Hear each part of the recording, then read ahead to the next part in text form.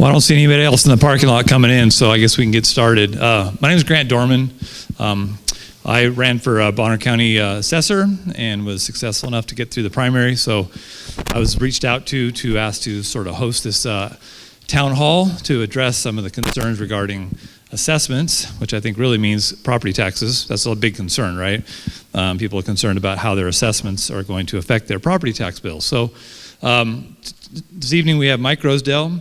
He's a Bonner County Clerk. Donna Gow is our current Bonner County assessor. How many people here are from Kootenai County? Just curious. Okay. Anybody from Bonner County here?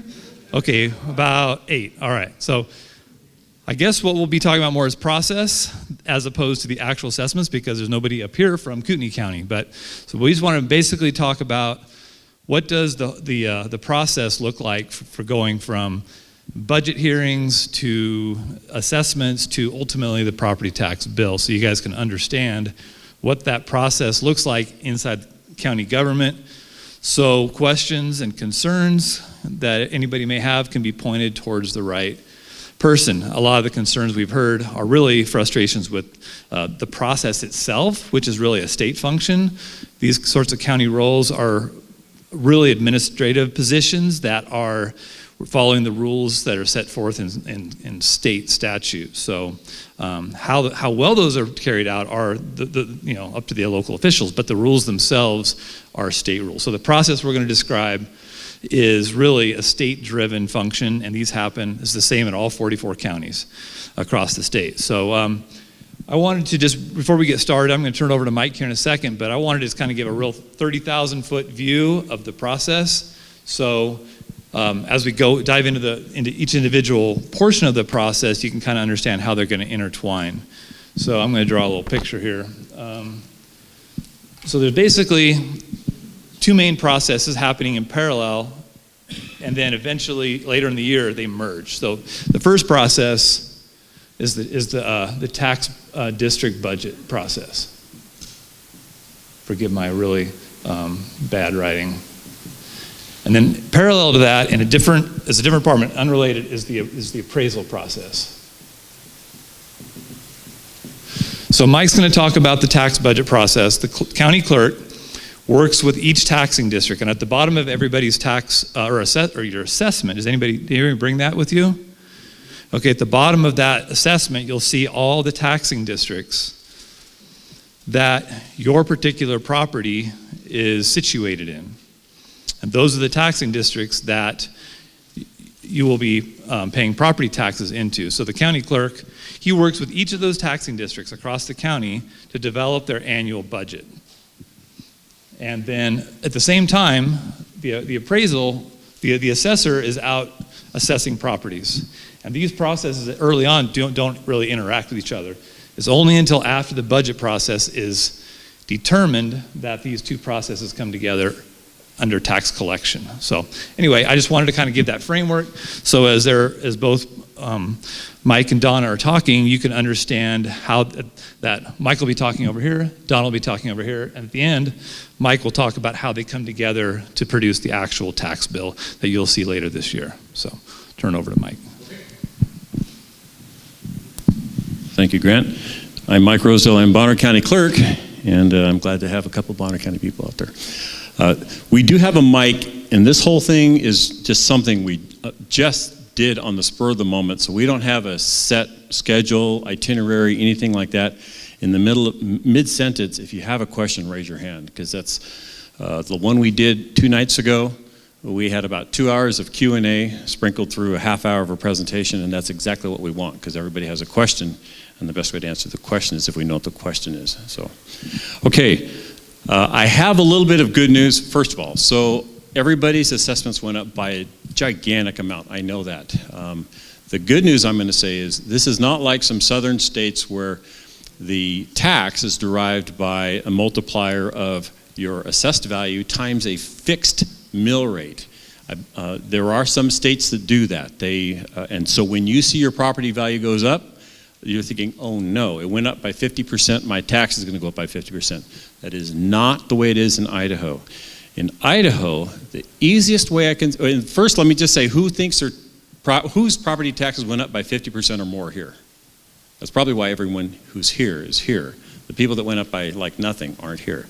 Mine went up by 93% after the 125, and my taxes went up too. So how many think that their taxes are going to go up by about as much of a percent as their assessment? Okay, I have great news for you folks. I got 95%. 95, well, I got 93, so you actually win. Winner! We have a winner. So, I know. So, the way it actually works is Donna and Grant's job is they look at all of the sales throughout the course of a year. They look at last year's sales, and I don't know who your assessor is in Kootenai County, but they look at the sales. They look at all different metrics, and Donna will talk to the exact metrics they use. But they look at the sales, and then they try to figure out, based on those sales and the other metrics, what your property would be valued at. They go to your property once every 5 years to look at just a physical inspection, but then they try to value that. That is not to say that because your property value increased a boatload like everybody else did, your taxes are. What she's trying to do, and what Grant's trying to do, is make it so they know where you fit in the puzzle. And this is going to be the most important thing I draw all night. And not slip on that. Okay, so this is that's a dead one. So that's not the most important thing I'm going to draw on. This is the most important thing I'm going to draw all night. Okay, so this is Kootenai County tax. I'm going to use, this is all of Kootenai County, not tax, property value. Let's say you have two property owners. They each have a property worth $500,000. And the property tax is $100 for this guy and $100 for this guy. Donna comes in and looks at the property values, and they both double. So now, this is 2021. Now in 2022, they're both their property basically doubles. So 10,000 or 1 million. Yeah, don't worry, I work with numbers. Your numbers are safe with me.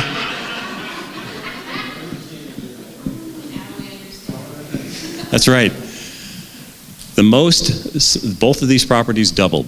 The most their taxes can go up on the average is 3%. Because in Idaho, we have a 3% increase limit per taxing district, with the exception of schools. Schools don't have a limit. So on the average, and I'm saying on the average because it's important, as we get more properties in here, some are going to get a bigger percentage increase, some are going to get a smaller, but together they make up 100% of the county pie. On the average, they can only go up by 3%. So the only thing you're really concerned about is, did your percent of the county increase or decrease? If your percent was exactly the same year over year, then on the average, the most your property tax can go up is 3%. Mine went up more than that. So I'm, on the average, for a sample of one, paying a lot more. But there are some people that are going to be paying less. And who are they? I know, I don't know them either. I know. Pass the hat to those guys. Well, she knows. But anyway, so that's the biggest thing. So let me give you another example now. So we have, I'm drawing on Donna's side. So let's say we have same two people. We have 500,000, 500,000. Now the assessment comes back like this. This person is 400, or we'll call it easy math here. I'm going to say 1 million, and this is 1.25 million. Now this person, and the tax can still only go up by 3%, but now this person only has, 1 out of a 2.25 part of the increase. So now instead of having a 3% increase of what their tax was, so 100 here, 100 here, it would have been 103, but now, going from the 500, so now this would have been 103, But now this actually went up higher, and it's a slightly bigger piece of the pie. So it could very well be that this person actually still stays at 100, and this guy goes to 106. Is everybody following what I'm saying on that? Okay. What's that? Yes, sir. If my understanding is correct, you said average. Yeah. No, that's the best question of the night. Okay, so everybody. So it's not a cap. Is it a Right. cap? No, the 3% is a cap on the taxing district. So for Kootenai County, overall, at the county itself, the county has a 3% cap. So I don't know what your budget is. It's something like 140 million or something like that. Whatever your county budget is, they can only increase their levy amount by 3%. Your fire districts also can increase by 3%. Your library can increase by 3%, your water sewer districts by 3%, your hospital districts by 3%. Altogether, they can increase by, each one, 3%. Maximum. What's that? Maximum. Except for the school district. No. Okay. Thank you. Yes, sir. And while you're talking, they want to catch you on camera if they can, so smile, because this is going to be worldwide. This is going to go everywhere. You say a maximum of 3%, but what about prior years where they have not taken the full 3%? That's another great question. Can you retroactively go back? Right. So, great question. Bonner County does not have that. It's called foregone, and that is when they could have taken 3%, but they only took 2%. The dollar amount of that remaining 1% gets put in like a possible to levy later fund or amount. It's not levied, and you don't pay back taxes on that. If they decide to exercise that, what they can do is bring those percentage points into a levy going forward. Our legislator has been basically handcuffing the ability to use that to a very significant extent, so it's less of a shock than it used to be. Some people or some counties would save up for a long, long time and then bang all at once, which makes it really hard to plan for your taxes. But I don't know what Kootenai County's is. Bonner County has no foregone. I think our foregone grand total is like $12,000, which is zero. It's less than a penny, whatever. Okay, yeah. So Bonner County, you're safe for Bonner County. So I think another way to say it is the total taxing capacity for the county can only go up 3%, and so that new amount gets spread over everybody. So a lot of the residential owners have experienced a bigger percentage of the increase, so they will experience more than 3%. But it's by no means anywhere close to the percentage overall increase of the property value. The whole entire purpose of property value is to cut up the tax pie, not to determine the tax pie itself. So exactly. So there's another thing is that all the building we all see going on, we're thinking, how in the world is that going to increase my taxes? The legislator has, it used to be that we could tax them at the same rate the rest of us are being taxed at last year's rate. So for this budget season, we could levy on them based on their values at last year's levy rate, which does make sense. Excuse me. Yes, sir. As you're using this as a model, you're using the last 2 years' taxes, probably the biggest increase Idaho's ever seen. Yep. Especially in North Idaho. Yep. Me too. And now you're seeing property taxes starting to drop, or property values starting to drop. I agree. Through. They will. Okay. Certainly they will, So- in maybe. So my biggest question is next year, are you going to be raising my taxes again, 3%? When Yeah. I'm 96 or 95% tax increase this year? Yeah. Especially people that have lived here Right. for very many years, they're being taxed out of their home. Yep.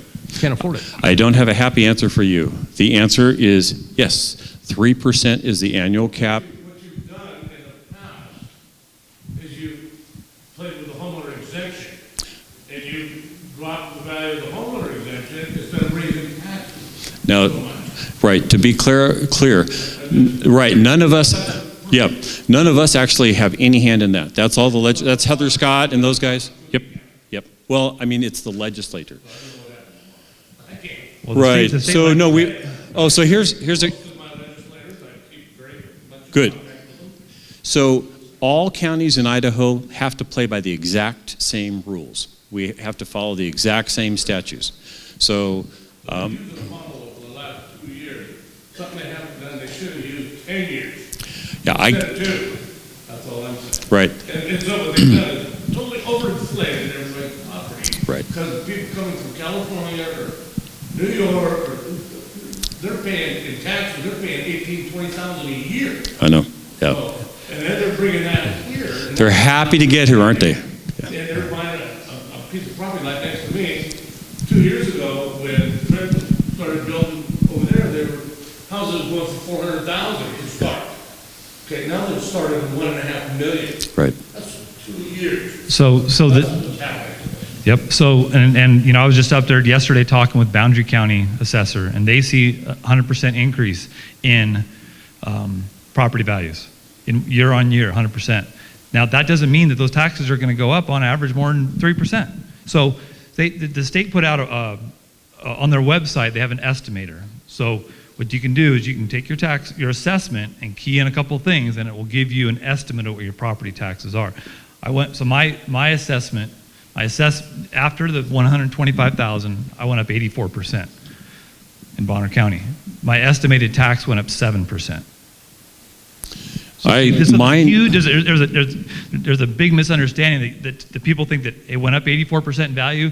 I'm going to have a pretty similar increase in tax bill. That's not necessarily the case. Right. Right. But that being said, the state has said because they know that the total tax bill can't go up more than 3%, they can estimate. They can say, if it goes up the full 3%, this is what your levy rate is going to be. If this is your value, this is what we estimate your taxes to be. So I would encourage, we have some papers in the back, a website. Everybody can go on there and take your assessment, key in a couple pieces of information, and get an estimate on your tax bill. And that estimate will be worst case scenario. That's assuming every one of your taxing districts maxes out at that 3%. So let me show you what Grant was just talking about. So let's say this is Kootenai County or Bonner County, whatever, and this is your property right here. And now let's say the new value of Bonner County goes like this. And so, now you have all this property. You're thinking, oh no, look how much they increased the value of my property. As long as this angle or your percent of the pie stays the same, your tax will only go up by 3%. It doesn't matter how big the pie is. I gave another analogy which might make it clear as well. Think of this as a pizza with pizza slices of different size. So you have 1 cup of tomato sauce, and that's last year's levied dollars. You pour that cup of sauce on, you cover the pizza. Next year, your pizza dough could be huge, but you only have that 1 cup of tomato sauce plus 3% that has to cover the whole pizza. So although your slice is going to be bigger, the sauce is going to be much thinner. So you're still only going to get that same amount plus 3%. Does that track with anybody? Okay, good. So another topic here is new construction, and with all the people moving in and all the building. Yes, sir. I've heard also that because the budgets for the different taxing districts, they go up 3%, so that means that their budget is finite, correct? So yes. When they No. establish their budgets, their budget is established as this is how much it's going to cost. Is that correct? That's almost true. What it establishes, the 3% is how much they can tax. Bonner County only gets half of its budget from taxes. We get about 1/4 from grants. We get driver's license fees. We get sales tax from the state. We get PILT, which is tax in lieu of property tax, a payment in lieu of property, which is all of our lands, public lands here, which we don't get to actually levy on. So the 3% applies to what we pay out of our own pockets, which is our tax. That 3% is going to be to everybody regardless of population. Yes, that 3% on the average. Again, talking to Grant and talking to this fellow here, my property value after the 125 exemption went up 93%, and my property tax went up 35%. My actual tax, my dollars that I pay went up 35%. A lot of yours isn't going to go up that much. So I've got one of the worst case scenarios.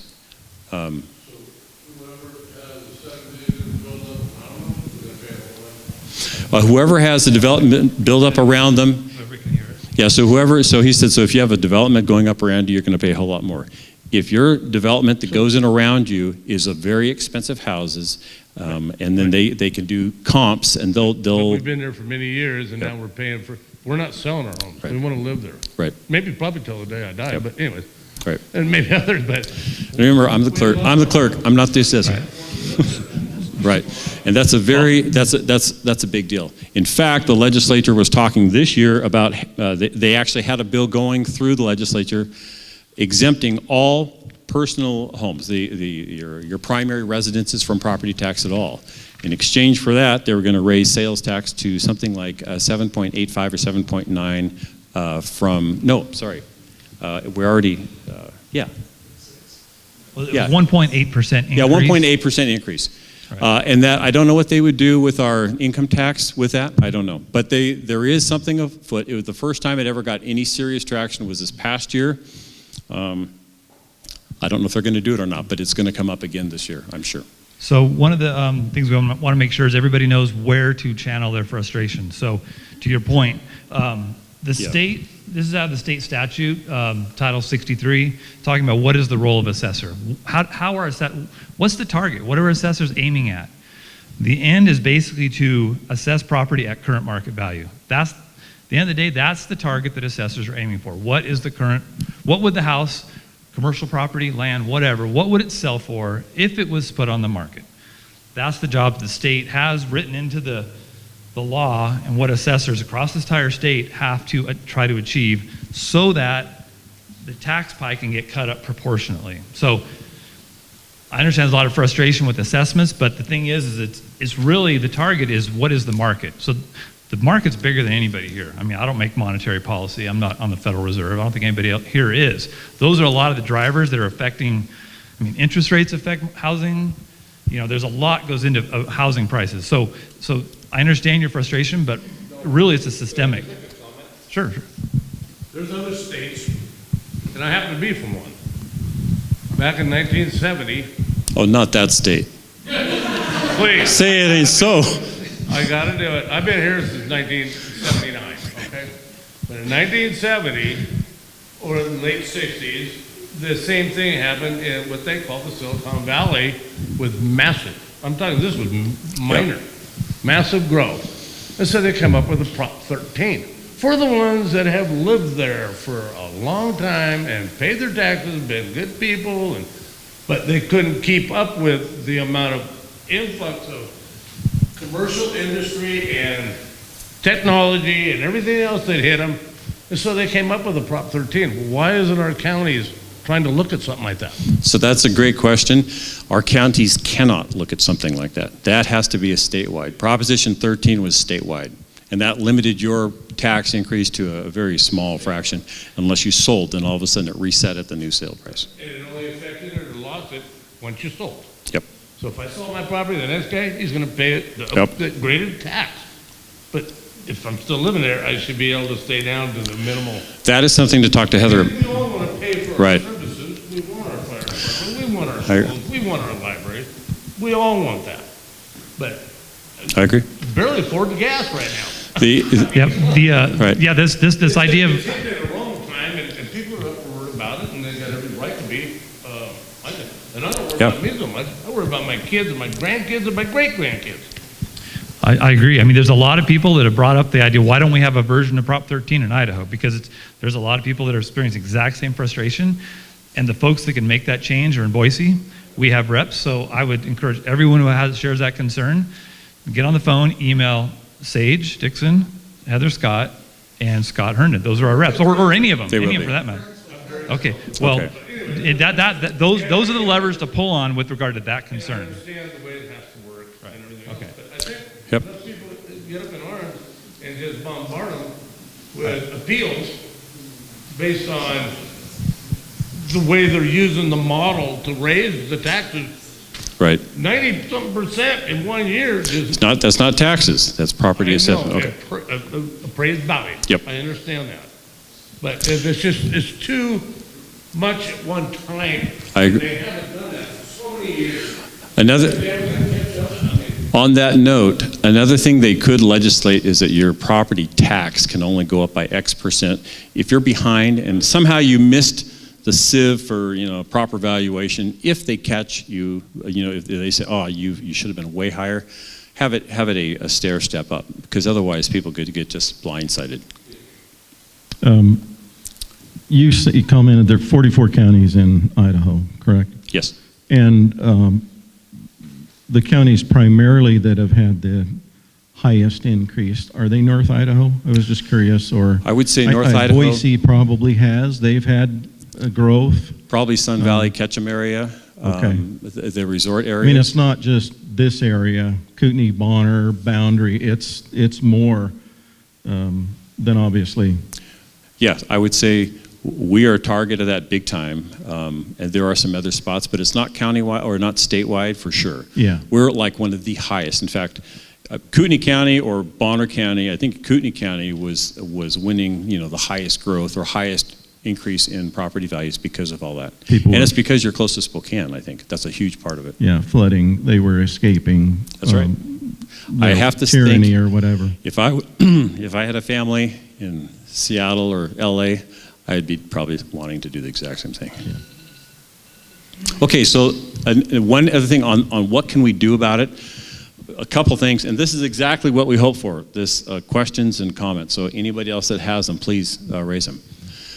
We have on your assessment notice, every one of your taxing districts has a time and a place for the budget hearing. Go to everything you can and have your input heard, and you can call that district and say, hey, when are you going to be talking about this? Before you go for adoption, when are you going to be talking about it? Bonner County's starts July 18th and runs about 2 weeks, and we have boatloads of different departments, elected officials, and all that kind of stuff. So ours starts July 18th. What normally happens is we have concerned citizens with the tax when we move to actually adopt the budget, but nobody comes to the meetings. And that's wrong. So you should come, you should be a part. I mean, all the elected officials represent you, and unless you're there, your voice individually is not going to be heard. You can try to elect a fiscally conservative person or not a fiscally conservative person for whatever, but the only way your individual voice is going to be heard on the spot is if you actually come to those meetings. So I would encourage you to come to all of them if you can. If you can get away from work or you're retired, go to all of them. Ours are going to be televised, but go to, we can't hear you so good. I mean, you can't actually raise your hand. I think they're going to Zoom them, but just go to all of them. I think that'd be a really good thing. And then you also will see the angst and pain that the things that the county has to deal with, like our steel prices for road and bridges culverts have gone up over 100 price. Our diesel price for the road and bridge has gone up over 100%. The gas for our sheriff has gone up over 100%. The Tahoes that they normally use are not even obtainable. They have to get trucks. I mean, it's a tough spot. And I know everybody understands that. I also understand that everybody's income also isn't going up.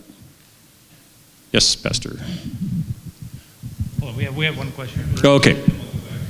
I just want to thank you all coming out here and talking to us, but it's the taxing districts that actually are the ones that we're paying the money to, and it's just in hard times, I'm feeling it. They should feel it too, and I know we're going to get outnumbered by people moving up here who want all the street lights and all that stuff, but like you said, if we don't go to the meetings, they'll never know. But are they elected officials that are on these taxing districts? They would be elected one way they would be elected one way or another. So they're either board members, like your city council members, if you're in a city, the county commissioners. The commissioners are the one that actually make the call. I'm the head budget officer, but what I do is I compile the numbers. They are directing me to compile into the budget, and I tell them if they're over or under. I tell them how much savings we have, what our expected carryover is, all that kind of a thing. But the commissioners, the executive branch, so to speak, and all these, they're the ones that make the call. On your way out, wait, on your way out, folks.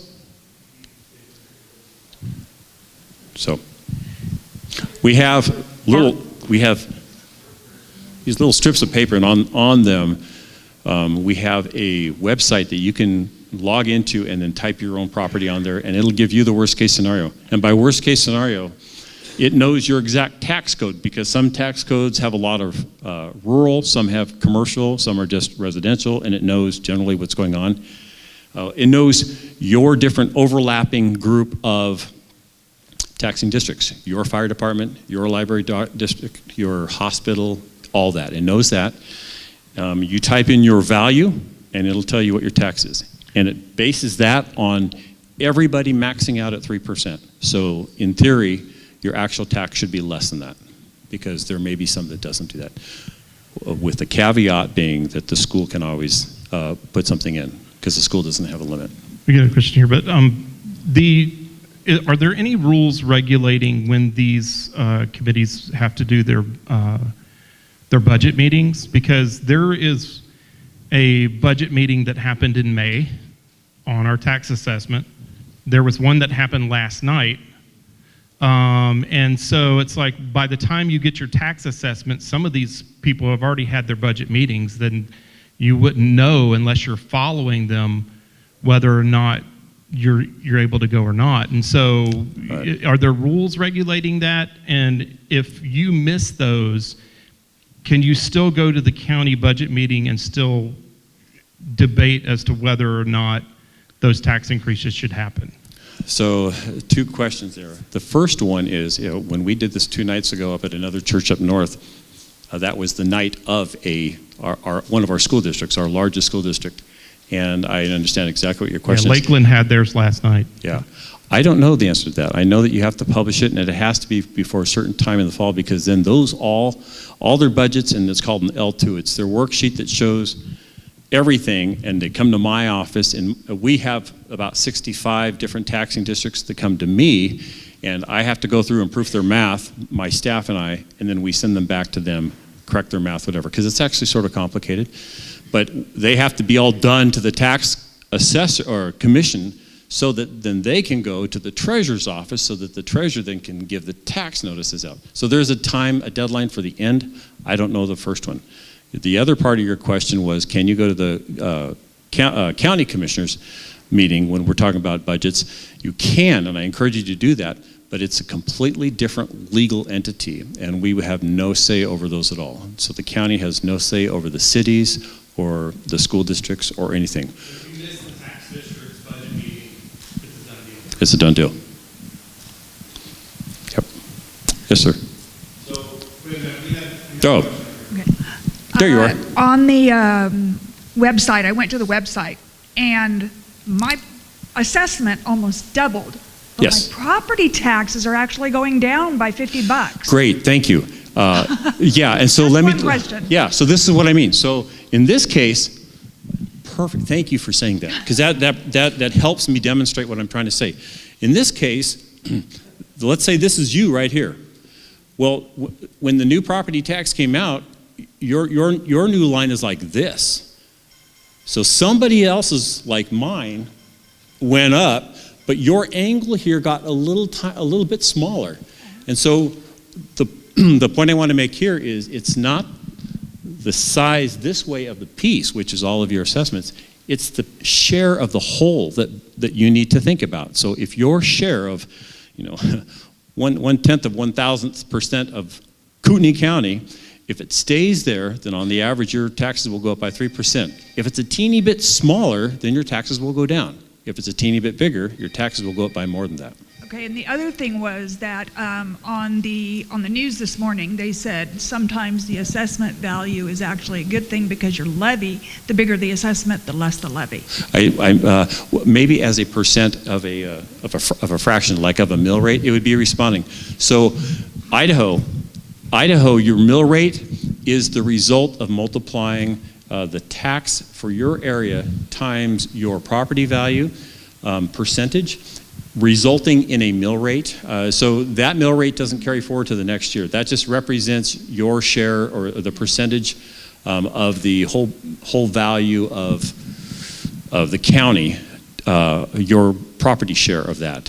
But next year it'll look different, because your property will be a different angle on the slice of the monster pie. Over Yes. here. My question is about how the assessed values are arrived at. Edward? Over the last few years, I've noticed the assessed values tend to be 20, sometimes 30% below what a market value might be. And from the offices I've talked to, that's often intentional to keep public from doing things like this. But Not this year. not this. Yeah, and that's what my question is, because I had my property formally appraised in November, and the assessment came in about 13% higher than my appraisal. And so I'm curious if there was a significant change that you know of and how assessments are actually put together, or how they determine market data, especially being that Idaho's a non-disclosure state, and I don't think most of that is actually public unless you have MLS access or something. I'm going to hand you over to the pro. Okay. So this is Donna Gow. She is our Bonner County assessor. Thank you. I didn't think I was going to have too much to say. We do look at comparable sales. If you do have an appraisal, the assessor's office would certainly like to look at it, because in the state of Idaho, we are non-disclosure. So we don't always get all the sales. If an appraiser has some sales that we are not aware of, it's always good to know. So that's how we arrive at our values. We look at sales. Once every 5 years, we do physical inspections to see if there's any changes to the properties. On the off 4 years, we run percentages. The state runs what's called a ratio report. It compares our assessed values to the sale, and they come up with a percentage. Last year, when they finished with our ratio report, we were in the 80 percentile. So that's one reason why assessments jumped the way they did. Just to try and catch up with the market and come up with what is considered marketable properties.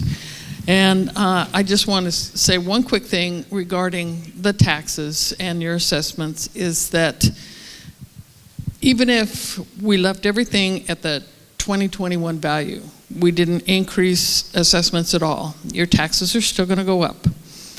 Basically, because all the taxing districts, probably the majority of them, will take their 3% because everything is going up. So they have to pay their bills also.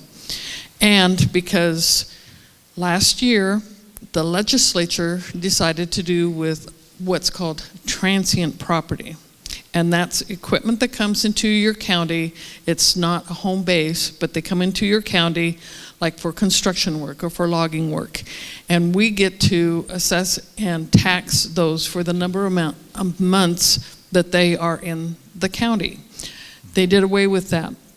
They are not reimbursing us for that loss. They also did away with construction equipment, logging equipment, and mining equipment that they are not reimbursing us for.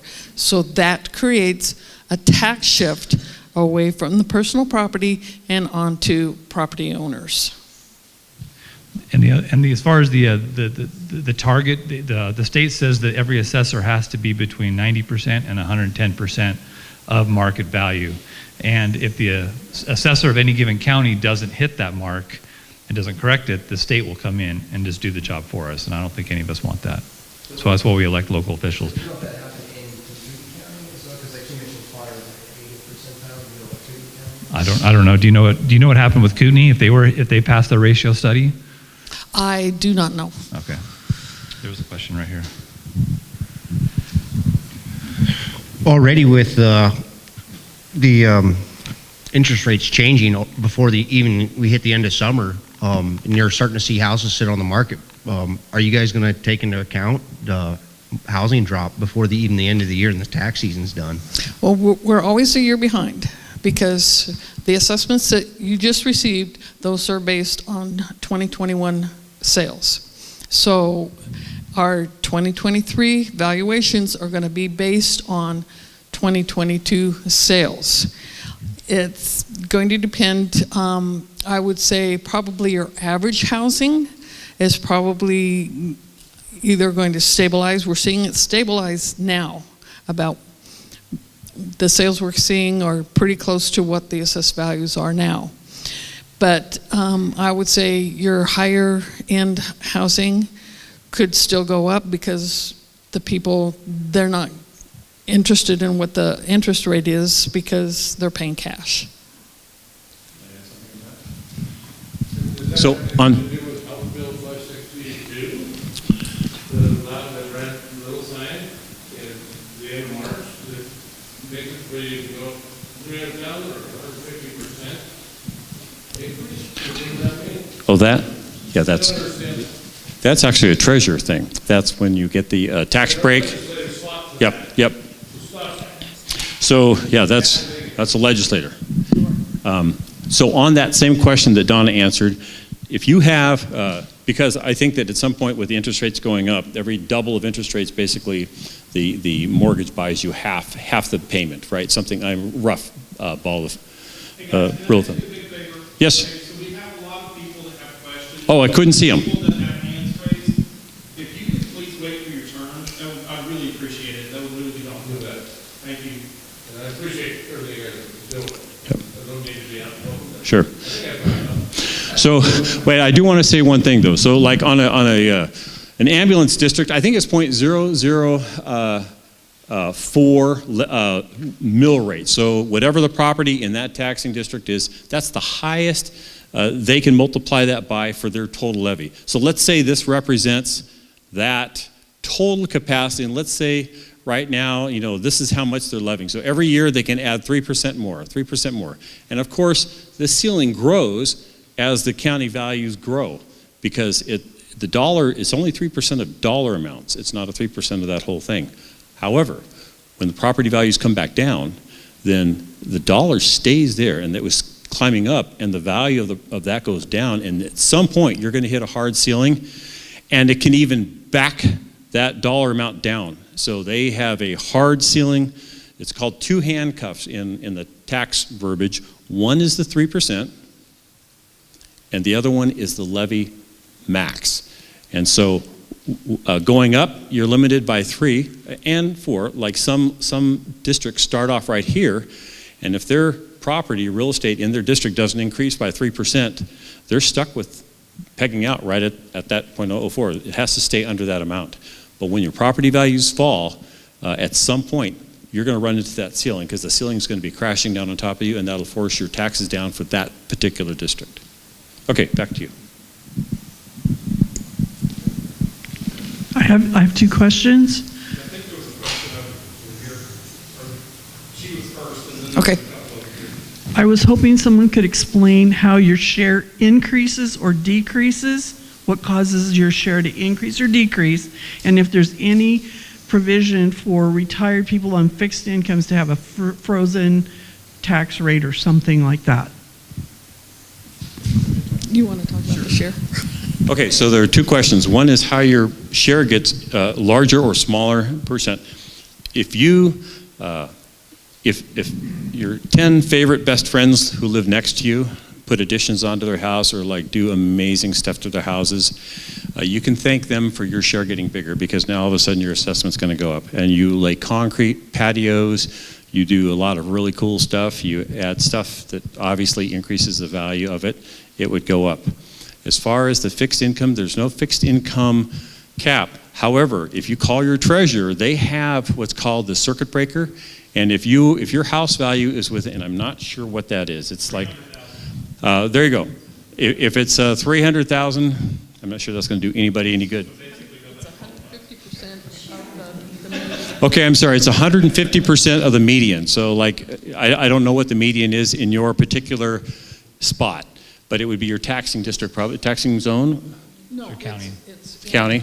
Yeah. 150% of your county in your county. If it's 150% of that median in price, which is significant, you can qualify. And so you talk to your treasurer. Your treasurer is the one that gets the request. The commissioners have to approve it. It's the assessor's office. We get Oh, it is. Well, see, there you go. Here you go. I don't deal with that. Yes, it's circuit breaker or property tax reduction. It's based on income, and it's based on if you are a senior citizen over 65, or if you're disabled, or veteran. you can apply for what's called property tax relief. In Bonner County, the 150% of the median is over 500,000. That we were really concerned because when they first did that, it was under 300,000, and we were seeing a lot of people were going to be kicked off the program. But that is a good program. There is another program. It's called deferred tax. Is if you apply for that, the state will pay your taxes. The only thing is that people don't really enjoy doing that because then the state puts a lien on your property and you have to include them on your insurance policy. And one of the unintended consequences of that rule with 150%, the reason why it was put in was there was some folks that had really high value properties, but they had really low income. They didn't need the money. They're just wealthy. So because they qualified with low income, they had huge value properties and kind of circumvented the intent of the program. And so the state passed this rule that said, well, based on the median, they tried to come up with a formula to fix the problem, but a lot of folks still live in desirable areas and their assessed values are high enough to where they no longer qualify. So it's unfortunate, the unintended consequences of some of these policies at the state level. So, there was another question over here first, or you were watching right here then? Okay. And my question is kind of elementary. When you do the assessment, I've had 3 on-site assessments within 5 years. Are you also using drones to inspect properties? No, we're not. Okay. What we do is, because we're getting a lot of property owners that don't want us on their property. So we have annual flybys, that we have aerial photography, and unfortunately it doesn't give us a lot of information. My very own son won't let us on his property, and I have told him that, when you look at the aerial photos, the house looks beautiful, but you can't see that on one side, all of the windows, the seal's broken. So that would make a difference in the condition of the home. Yeah. Another point. We bought 5 acres. I have total 15. We bought 5 acres 5 years ago for $65,000. Zillow now is listing that at $700,000. And these are very rustic cabins. I mean, that's their upper level price. Are you guys tapping into that when you talk about comparables? Are you tapping into what Zillow is saying, because they're so out of the atmosphere? We don't pay attention to Zillow because mostly we've looked at Zillow in the past regarding any sales, and they are so way off that we don't pay any attention to what Zillow says. And also the assessment itself, how subjective is it? Do you have like an actual check sheet? So let's say a person, I'm not picking on California, but let's say they come as an assessor from California. Are they going to be using some of that contamination, if you want to, that's too strong of a word, in their brain to assess property? I'm sorry. I know. The definition of an appraised value is an opinion. But in our residential appraisers, and even our commercial appraisers, we go in pairs. So you have 2 people looking at a property. And then and we do have checklists of what the property is, and we do have a lot of training. And then after they do their data input and come up with values, we have auditors. We have a lead residential appraiser that she'll go and periodically check those. We run audits that once we finalized our values in our system, we were looking at those, and anything that increased a great deal, we were looking at those and see, okay, is this right? Is this right? Final. Is it typical across the country that the state determines a county tax base? I mean, because that's what I'm hearing here, that, well, it's the legislator's fault. Well, and if you watch PBS and watch what's going on in the legislatures, I'm thinking, oops. And do they understand Bonner, Boundary, Kootenai County? No, the levy rates and tax rates, those are done by Like Mike pointed out, those are done by the individual taxing districts. They set their budgets, and that's where the taxes are generated. As far as the legislature, they're the ones that come up with the rules that we have to abide by. They have the state statute and rules that we have to abide by. There's a couple of things that they are looking at, and one of them, a lot of assessors, because we all talk in the state, is that they were talking about they would have to change the Constitution because it wouldn't be a market value state any longer. But they're talking about doing like the timber industry and doing a 5-year rolling average so you wouldn't see these great peaks and valleys.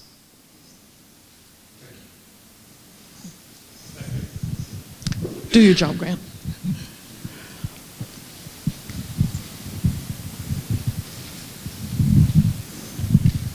So we talk about levies, and you see this a lot, that, you know, that there's an increase of taxes and levies because of infrastructure, county, the roads going in, that bike path that went all the way up here from Coeur d'Alene that some people use, some people don't, and so on.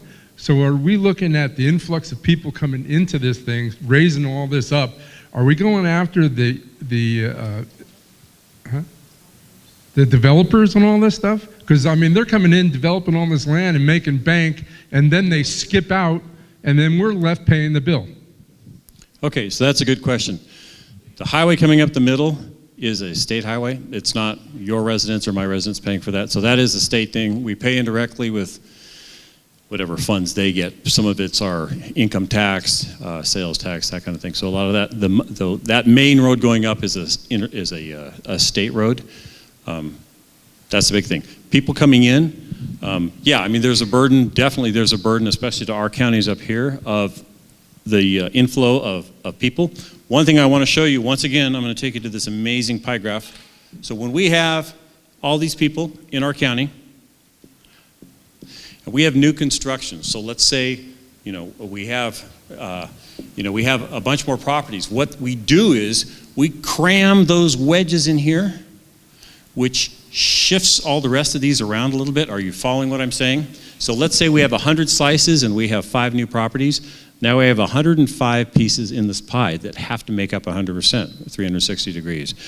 Now, the amount we are levying increases, but not by that same amount. So we can only increase the levy right now by 80% of that. So you get, with every new house that comes on the market, on the average, you get a teeny bit of a discount on your tax because the new properties coming in to share the base, which is increasing, their share of the increased base is less than 100% of the existing base. So they're diluting our base by just a little bit. Everybody following that a little bit?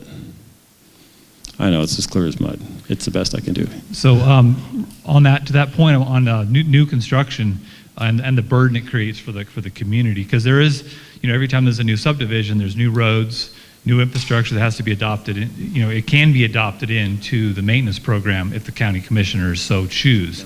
And so one of the conversations happening in Bonner County is, does the county commissioners want to adopt impact fees to basically require new development to pay for their increased infrastructure? And so that's the conversation that's happening right now. That's not really, that portion of that conversation is not happening at the assessment level, it's happening at the permitting level. So they can say, hey, new developer, you want to put in 10 lots, you got to pay for so much infrastructure so that the existing homeowners don't have to carry that burden. So if you guys have a position on that, feel free to show up at your commissioners meetings and speak your mind on impact fees. And on that note, that is a fee that is charged to the person making the cost, the labor cost to the county. So if I'm going to build a house and I'm adding to it, I pay a fee. You guys all don't have to, or you know what I'm saying. So like in that terrible state we're talking about, water hookups, school fees, all that kind of stuff, they would charge a new house for those things so that it's not a tax on the existing resident base.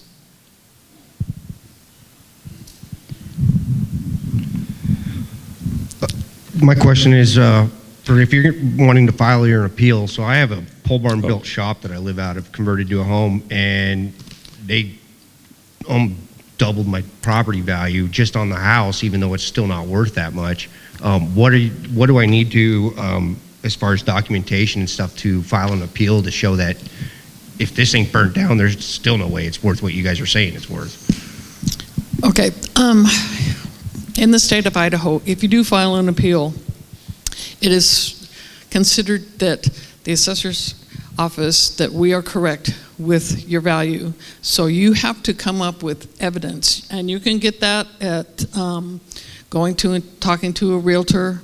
A lot of times realtors, they'll give you sales that are comparable to your property, and that's what we need to look at. That's what, you talk to your appraiser first, because like with the appraisal, fee appraisal that was done, if there's problems with the house that we aren't aware of, if there's comparables out there, sales that we're not aware of, it always helps to have more information. But if you do decide to take it to the Board of Equalization to appeal, you need to present evidence as to why the assessment is incorrect. So there's an important date in Bonner County, and Mike, you can talk about what June 27th means. So it's June 27th, and what Donna said is the first thing you do is you talk to your assessor. Make sure that it's the right property. If sometimes there could be a difference in square footage that's explainable easily by you that they don't know, or there may be information, like she said with her grandson, you can't see from the aerial views the water damage side or that kind of thing. But if you can talk to them first, Kootenai County is really good at this. Kootenai County's BOEs, or Board of Appeals, is a far lower rate than Bonner County's. Bonner County has a lot higher, and I think Bonner County residents must not talk to their assessor as frequently. But definitely talk to Donna first. If you don't have the satisfaction, and remember her charge, and the commissioners are going to look at this as well, 10% over what it should be valued to 90% of what it should be valued. So that's her window, that's her goal, and it's a very difficult job. I mean, you talk to an appraiser. A gentleman over here talked about his appraisal coming in very different than the assessment. It's your best estimate, what it is, and so two people could come up with a different one. If you don't like what the assessor says or agrees to do, then make sure you do file your paperwork by June 27th at 5 p.m.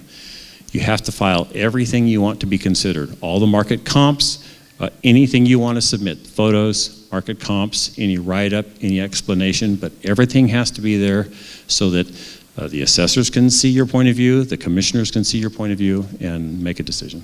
And once June 27th comes and goes, the assessor no longer has the discretionary authority to change it. It falls into the hands of the commissioners, where they act as the Board of Equalization. So if you want to have that conversation with the assessor, have it before June 27th. So that was the question right here. I just wanted to share my experience with having gone through that process about 5 or 6 years ago. We got our assessment. It had gone up about 25%, and we hadn't really made any changes to the property, and that was during a market that values didn't really appreciate a lot. So I made the call, talked to the assessor, and got an on-site visit. And through going through the property and seeing it themselves, we were able to determine that it was the square footage was in excess of reality. They were counting an extra bedroom that did not exist. They were counting our driveway as having been paved when it was a 20-year-old chip seal. So the value got adjusted back down, and it actually made a modest improvement in our tax bill. So it's worth your while to have them come on your site and see exactly what's going on. Otherwise, they're just guessing. Yeah, currently we do have what's called our inquiry time, that you have the opportunity until that fourth Monday of June, the 27th, if you have questions regarding your assessment, to contact us. And some people say, well, I just don't think it's right, and we can send you comparables. But we've had a lot of people that they are sending us pictures that the building is unfinished or that there's been damage, and we can change that value. If you did an appeal and you won that appeal and your tax bill was lowered, and then let's say a couple years or within a short time frame, your house sold for a higher amount, is there any Repercussions? Yeah, is there any penalty or is there any, No. what happens? No. It's in the past and it is what it is.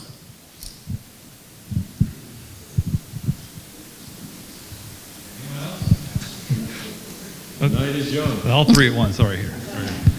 Back to that question is, and I think it was, if I caught that right, so if we don't agree with it, what you or whoever did the assessment on that, and we say, hey, we look into this stuff, and you guys lowballed it, it comes back even more money, or we just screwed ourselves.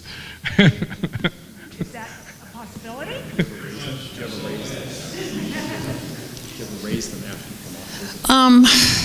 There have been very few times. Usually what we do is if we go out and visit and say, whoa, this is a really nice finish on the inside that we didn't realize it was here, then we don't usually raise it for that year. We would look at it for the following year. Is there a question over here? I saw a hand. Lucky you.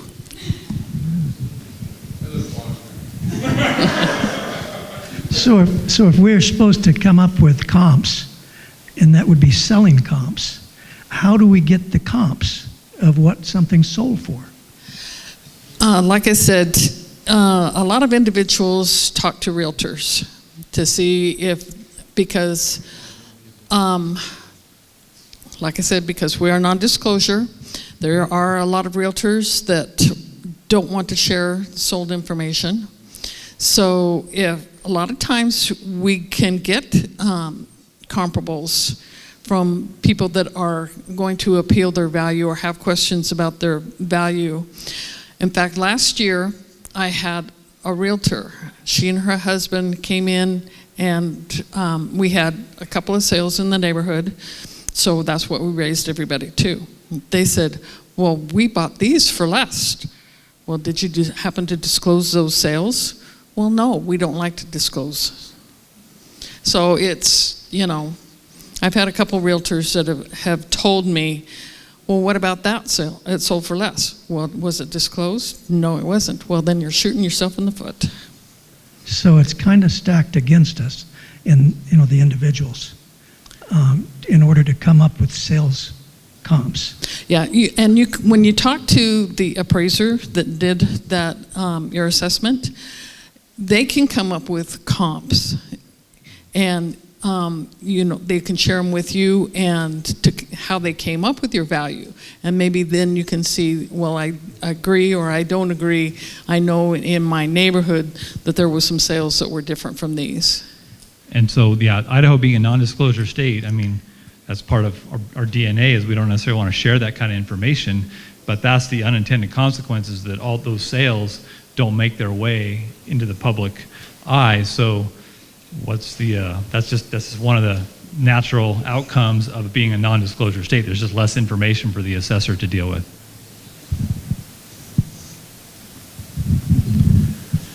When an assessment's done, does that depend on your road too? Going to your house? The road to your house? It depends on what the sales tell us.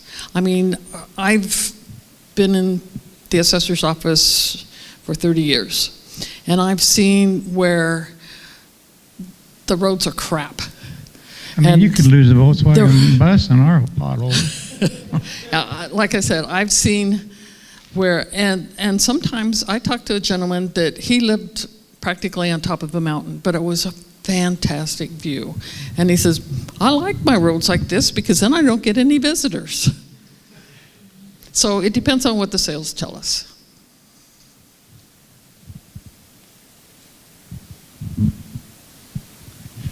Right here and then you. Can we look at the assessment itself on the paper on what you assessed? Is that a possibility, or do we have to apply for? You should be able to contact the assessor's office, and we can print out What they assessed it on? the record card that we used to, what is things. In fact, I talked to a lady the other day, and I went over everything, and she is on the waterfront, had a boathouse and a shed and a dock, and I said, these are what they, she goes, oh, well, those aren't so bad. Okay. And the other question is, okay, my property value went up, my taxes say they're going down this year. Does that mean, and you said this is for the previous year, does that mean next year it could go up?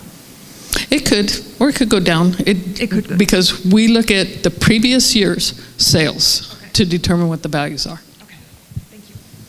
When you add that boathouse, then you... Try and do it right after you're inspected. I understand that you would increase taxes on a home that had improvements made to it. Why would you increase the land value? Based on sales. We try and come up with the land value first. So we look at vacant land sales just to determine what the land's selling for. And then a lot of times that will tell us, okay, when you put the house and the land together, this is the total package.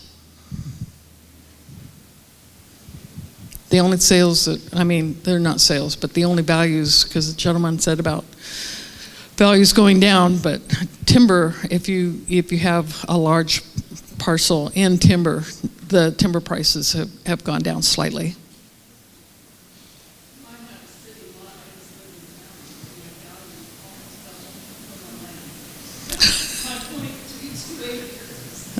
Yep. A lot of times I'll go onto like a realtor site or something and just kind of look and see what things are listed for, and it's just like somebody's got 2 acres and they're asking $400,000 for it.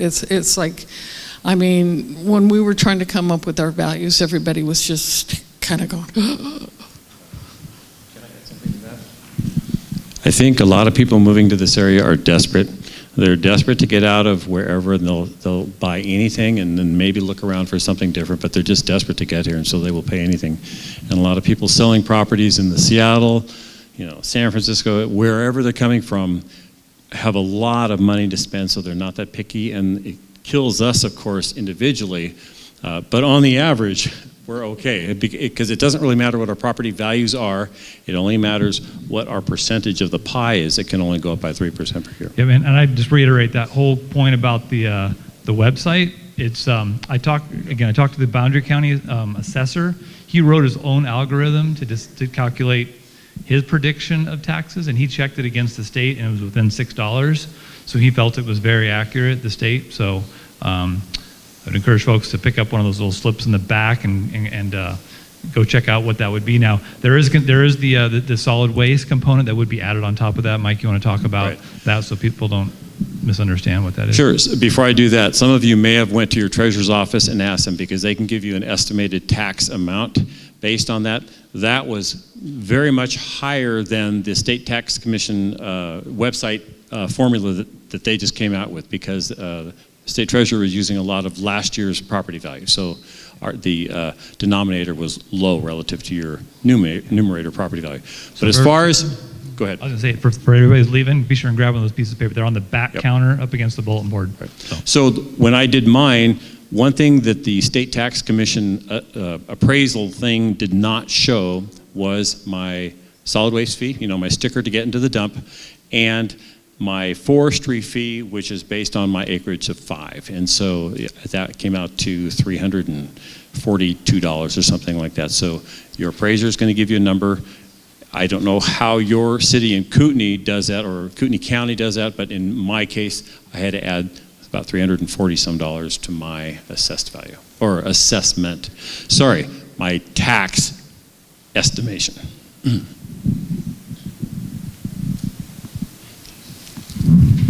With inflation going up, and obviously people's incomes aren't going up, when's the county on the assessment, and I'm sure it's more on the legislative side, but when's enough that you can't keep increasing the taxes so much if income isn't coming up, and especially with inflation? Right. That is like the question. Right now, real inflation, they say inflation is 8.6%. I think the John Williams from Shadow Stats is a Harvard economist, and he says nationwide our inflation is actually 17%. And if you look at North Idaho, it's higher than that. I mean, if you look at gas prices, if you look at food, if you look at just about everything, it's higher than that. Our counties right now have the problem, and this doesn't help, but our counties have the problem where we have, let's just call it a 17% inflation rate for like steel, diesel, gas, or for your sheriff's office, road and bridge, for the culverts, all that kind of stuff.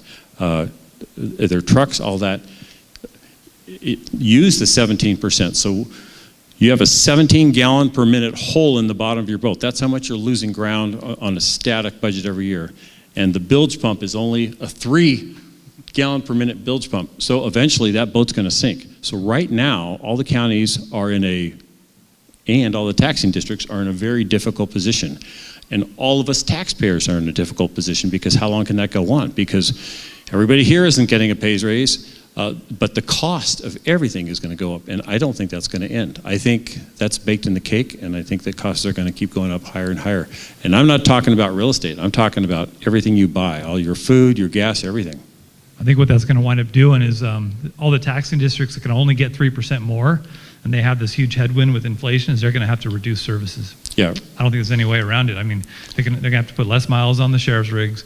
I mean, they plow the roads less often. I mean, I don't see any way how they're going to have to navigate that as department heads. But if this continues for, call it 20 years, you're going to have massive layoffs and massive service cuts to oblivion until the point the legislature does something awful, and that would be the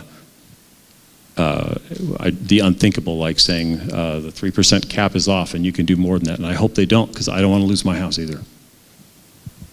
In fact, the zero tax on your personal residence, I think would be great for me personally. Right? So back to the beginning. Just a little scenario. Property assessed value 107 last year. This year 115. I know I paid $524, I believe, last year for taxes. Mm-hmm. If you say there's a 3% of that, it's like $1572. 15% of what I paid. Is that what I'm looking at? So again, I have crappy internet.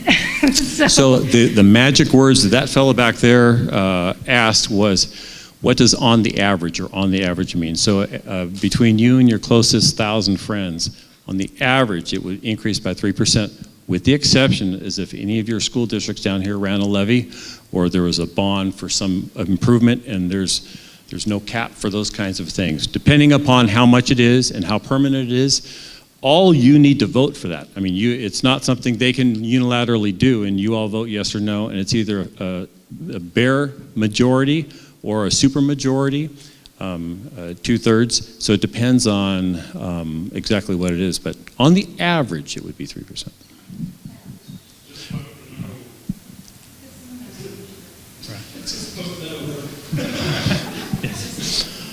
Yep. I got you. Well,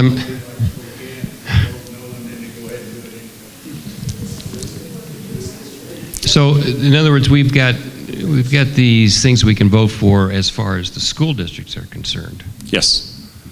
Except that every time I go to the polls, the school districts don't allow me to vote on those issues because of where I'm living. So that's kind of like taxation without representation. No, that wouldn't be correct, actually, because if you can't vote in a school, it means you don't live within that exact district. You may be close to it, but you would be in a different school district. Every piece of property in Kootenai County and Bonner County is in a school district, but it would be a matter of the one holding the levy may be a different school district than the one yours. And if you look on your property assessment, it'll show the district. Right. And unless there's some registration problem. But you should be able to vote in your school's district, for sure. Okay. My second question then is that we've got the tax base is increasing. Yes. People are moving here. Yes. So all those people are going to pay property taxes as well. Yes, but not enough to offset all the needs. Is that what you're telling us? What I'm saying is they are coming in at a slightly discounted rate, I should say the amount we collect on them is a little less on the average than what we collect on us, but then we put that dollar amount into the pool and cram those properties into this pie and cut up the pie. And so on the average, we would be paying a little bit less because we have more pieces, and on a per property basis, we pay a fraction less because the new incoming properties are being taxed at just a slightly less than ours. But then it gets spread over and mixed in the pool. So it sounds like there then our best option for a long-term tax relief is to get the legislature or legislators in our area that we're represented by to bring that to the State House then. One thing, the county people almost unanimously think that to be elected to the state, you needed to have served at the county first because you understand exactly what goes into the assessments, into the budget, all that. The people at the state have no idea. And when you have the top people at the state making decisions about budgetary law and what they're saying sometimes is absolutely nonsensical, I mean, it's very frustrating, but there's nothing you can do. You just sit there and watch in pain. And not that you would want it to go their way or your way, but what they're saying is incorrect, and there's nothing you can do about that.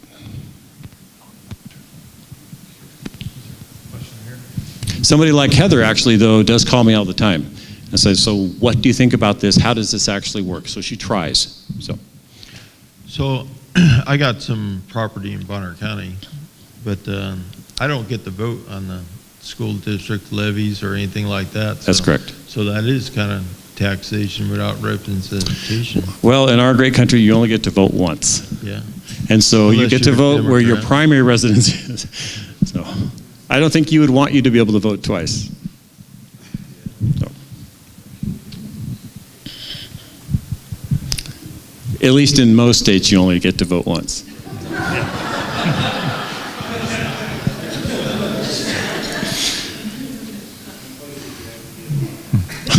Yeah. So do you guys feel like questions have been answered? I mean, I'm just kind of curious. Still frustrated? Just front and wondering how you guys feel. Has this been helpful? Okay. Okay. Good question. So the question was, what do you do when you get to the website to get your property tax estimator? Let's see if I can pull it up here. I can't. So the first thing you do is you select your county, because that's going to get you to the state of Idaho. So you drop down and select your county. Once you select your county, it's going to ask you for your tax code, and that's going to be, I believe, at the bottom of your assessment. They give you. Actually, it's right here. See right here. This says tax code area right here. In this case, it's 540000. You'll key that in. That'll be the next thing you key in. So it's your county, your tax code area, and then your bottom line assessed value, which is the net taxable property value for this current year. So those are the three things you'll put in: county, tax code area, and your current net market property value. I'll give you your estimate. If you'll pay on this, I'd appreciate it. Okay, so I'm not sure if you're at the right page. So if you go to just go back here to the Idaho State Tax Commission site main page, and then at the bottom there's a quick links.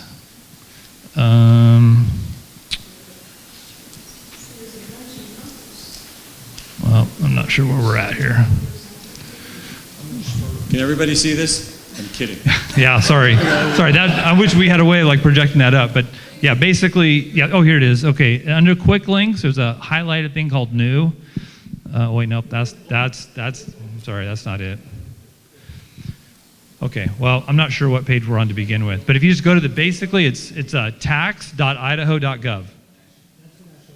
Okay, and then you scroll down to the bottom. There's a quick links, and it says property tax calculator estimator, something like that.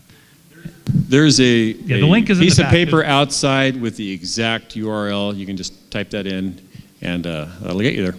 Yep. So, and then just so you're not upset later, be sure and add in that forestry piece and your solid waste if you're in Bonner County. I'm not sure how Kootenai does it. And one last thing, that's supposed to be worst case scenario. That's supposed to be with every one of your 8 or 10 or 12 taxing districts maxing out their ability with their 3%. That does not contemplate schools increasing. I went through that process, but when it said to put in the code number, you don't put it in, they give you a whole list of numbers. Yes. And my numbers aren't in there. This guy can help you maybe, I don't know. Kootenai.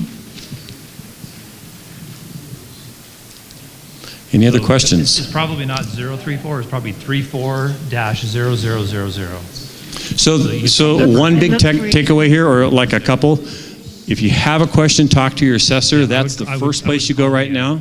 Your assessor. And if you can't get that resolved, talk to your commissioners. And in every case, go to your budget hearings. Don't miss those. Don't miss those. All right. Okay. Do we have any more questions? Well, I want to thank Athol Baptist and Pastor Chris for allowing us to come down and take our show on the road. Hopefully it was helpful.